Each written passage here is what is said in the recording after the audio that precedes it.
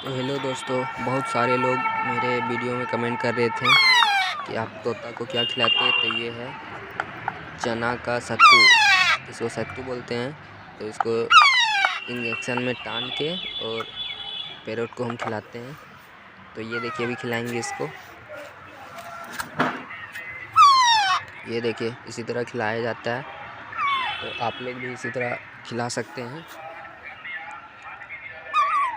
बहुत सारे लोग वीडियो में कमेंट कर रहे थे कि क्या खिलाते हैं, तो मैं यही खिलाता हूँ इसको। अब ये थोड़ा सा बड़ा हो जाएगा, इसका हल्का पंख वगैरह आ जाएगा, तो मैं चना का दाल उबाल के खिलाऊंगा इसको। तो मैं इसी तरह पालता हूँ। वीडियो पसंद आए चैनल को लाइक और सब्सक्राइब जरूर कर दीजिएगा दोस्तों। तो देखिए, इसी तरह खिलाते हैं। सब सारा खा गया, ये देखिए। तो मिलते हैं अगली वीडियो, बाय बाय।